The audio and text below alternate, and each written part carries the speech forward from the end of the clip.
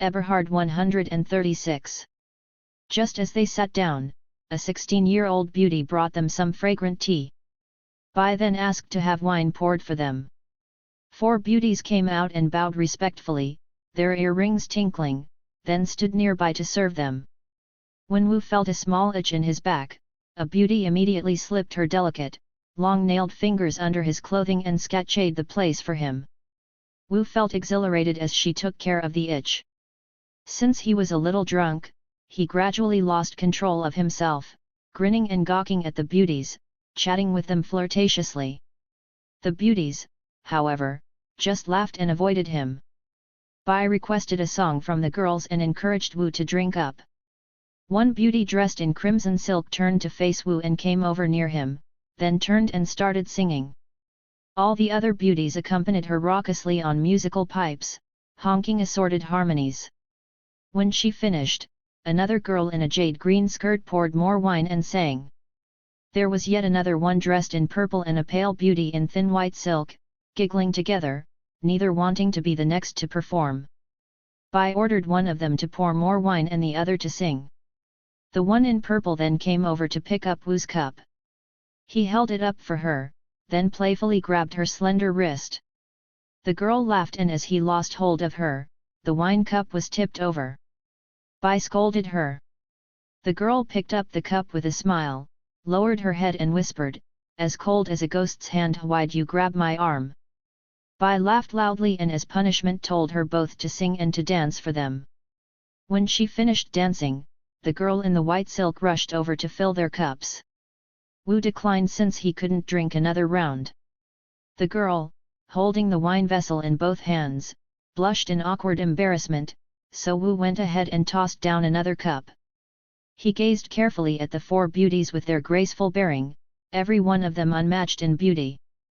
Then he turned quickly to Bai and said, "In the mortal world, such rare beauties are difficult for me to find, yet you've collected a whole bevy of beautiful women, and if I could have one of them, could I really make love with her?" Bai laughed and replied, "You already have your own beauty, who here could possibly compare with her?" "Now," Wu replied, "I realize that I haven't actually seen all that many girls." Bai then gathered all the girls together so Wu could choose one of them. Wu was so overwhelmed that he couldn't make up his mind. Since Wu had flirted with the beauty in purple by grabbing her arm, Bai decided to send her with a quilt to entertain their guest. Subsequently, lying under a large quilt as they made passionate love, Wu fell in love with her. He begged her for some kind of love remembrance, so the girl took the gold bracelet off her wrist and gave it to him. Suddenly the boy servant came in and reported, "Immortals and mortals must follow very different paths, you have to go now." The girl leapt up and quickly ran off. Wu asked about Bai and the boy explained, "First thing this morning, he had to visit the celestial court, so when he left he asked me to see you off." Disappointed, Wu went with him, returning by the route they'd previously taken. Just as they reached the heavenly gate, Wu turned to look at the boy without having realized that he had already vanished. When the mighty tiger roared and suddenly stood up, Wu fled in terror. He abruptly felt a bottomless void beneath his feet and was falling in his panic. With a shock he awoke, the morning sun shining brightly in his courtyard. As he was shaking out his clothing to dress, something small fell out on his bed, and upon examination he realized it was the girl's bracelet. He found this exceedingly strange. After this, he became distracted and listless, yet he still wanted a son, since the burden of continuing his family line remained a worry for him. Over 10 months passed, and when Wu drank himself to sleep one afternoon, he dreamed that the beautiful girl in purple stood just outside his room, cradling a baby to her breast, saying, "This is your flesh and blood. There's no place in heaven for this child, so I'm respectfully delivering him to you." Then she laid it to sleep on his bed, pulling the bedclothes up to tuck it in, and obviously wished to go. Wu held her tightly and wanted to make love. She told him, "The first time was our wedding night, and now it's time for us to part, though we were husband and wife in this lifetime. But if you're ambitious enough, perhaps you'll see me another time." Wu woke up, and seeing the baby lying with him on the bed,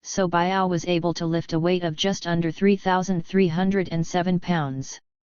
In time, another trader became caught in a storm at sea and was also picked up by the wind and deposited near Mt. Womei. When he came ashore, he saw a young man staring at him in amazement. The young man learned that the man was Chinese, so he asked him about his hometown. The trader told him where he was from. The young man conducted him through a deep, secluded valley, to a small stone cave with thick brambles growing outside it. Then the young man cautioned him not to go outside. Afterwards he left and returned shortly, carrying in deer meat for the trader to eat. The young man told the trader, "My father was also from Jiaozhou." The trader asked his father's name, and when he learned it was Su, he revealed that he had met him in his hometown. "Su's an old friend of mine," he declared.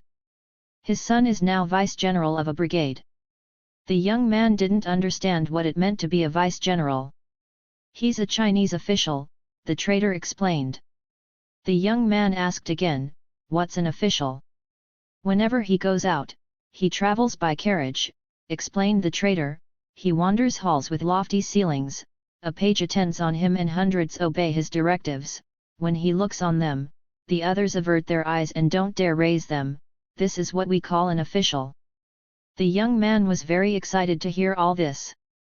The trader asked him, "Since your father's in Jiaozhou, why do you stay here?" The young man described his family's situation. The trader advised him to come home with him to Jiaozhou. "I've often thought about it," the young man answered, "but my mother's not Chinese, and her language and looks are unusual. Besides, if the other yakshas find out, they'll surely tear us apart. That's why I've thought about it over and over." As they went outside, he told the trader, "Wait for the north wind to rise, then I'll come see you off on your way. If I can trouble you to visit my father and elder brother, I have some news I'd like to send them." The trader laid low in the cave for almost half a year. Now and then he'd peer out through the brambles and see yakshas going here and there all over the mountain. Terrified, he wouldn't dare budge even a little. One day, the north wind began to blow, and the young man suddenly appeared, urgently guiding the trader out to make his escape. He reminded the man, "Don't forget to deliver my message." The trader assured him he'd take care of it. Then the young man set some meat on the table in the boat and the trader set sail for home. When he arrived in Jiaozhou and reached the vice-general's office, he reported everything he'd seen. Biao listened, saddened by the news, and wanted to go locate his other family members. His father tried to dissuade him because of all the monsters gathered together on the mountain and the danger that they might attack and defeat him with their power. But Biao wept so pitifully that his father didn't have the heart to stop him. Hence he informed his superior in Jiaozhou of his intentions, took 2 soldiers with him and sailed away. With headwinds hindering their boat's progress, they bobbed and rolled in the waves for half a month. There was no sign of land in any direction and they were close to desperation, unable to distinguish south from north. Unexpectedly, a tidal bore swept over the men and the boat capsized. Biao fell into the sea and was washed along by the waves. After a long time, he was pulled from the water by some kind of thing, and eventually they arrived at a place where there were some buildings. Biao recognized that the thing looked like a yaksha. Thus he said something to it in the yaksha tongue. The shocked yaksha asked him how he knew the language, so Biao told him where he was trying to go. The yaksha happily informed him, "I'm from Womei. I certainly don't mean to offend you, but you've come up short of your goal by 8,000 li. This way, which leads to the Poison Dragon Kingdom, isn't the direction to take to Womei." Then he located a boat to carry Biao.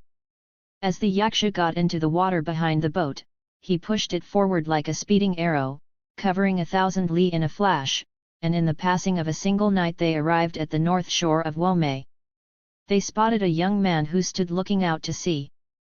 Biao knew there was no one of the young man's race on the mountain, so he suspected that he might be his younger brother. As he came closer, he realized he was right. They clasped each other's hands tearfully. Biao asked about his mother and sister and was assured that both were in good health. He wanted his brother to go with him to see them, but the young man indicated he couldn't and then hastily left. When Baiao returned to thank the yaksha for his help, he, too, was gone. Shortly thereafter, his mother and sister appeared together and upon seeing Baiao, began to weep. Baiao told them the reasons for his being there. His mother replied, "I'm afraid that if I were to go there, the people would insult me. In China, I'm a very well-respected person," explained Baiao, "so people wouldn't dare belittle you." But once their plans for returning home were settled, fierce headwinds kept them from making their voyage. They were unable to decide what to do, when suddenly they saw the sailcloth move as the wind shifted to the south, accompanied by a gusting sound. Baiao happily cried, "Heavens helping us!" Together they climbed aboard the boat, which proceeded to slice through the waves like a speeding arrow. They arrived at Jiaozhou in 3 days. Everyone who saw them ran away. Baiao quickly took off his robe and pants, giving them to his mother and sister to wear. When they arrived home, his mother, the lady Yaksha, saw Su and cursed him furiously for not consulting her before he left. Su apologized for his actions, explaining that there hadn't been enough time for him to do so.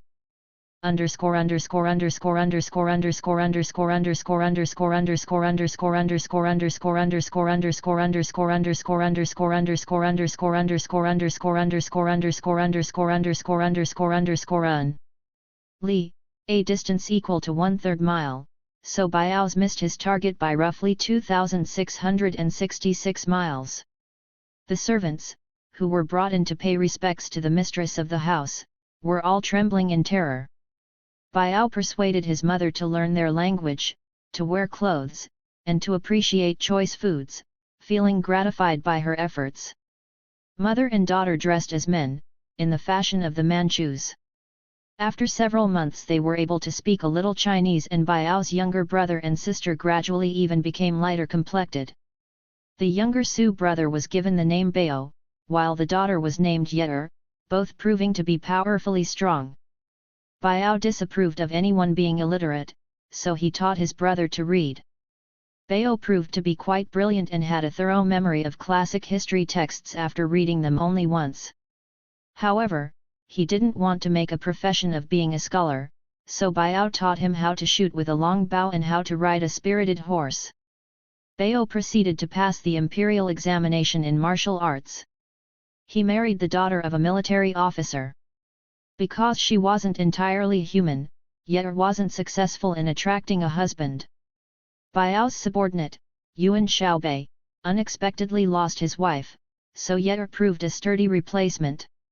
She could draw an extremely heavy bow, hit a small bird at a distance of over 100 paces, and never missed.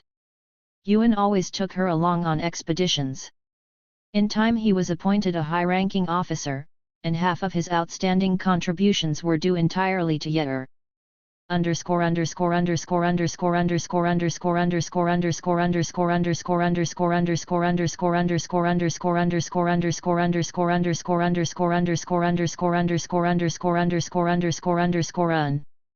Younger brother and sister. Pu doesn't explain how the younger brother rejoined the family, since we last saw him running away before Baiao was reunited with his mother and sister. Bao. Yeter, Bao's name means leopard or panther, while Yeter's means child of the night.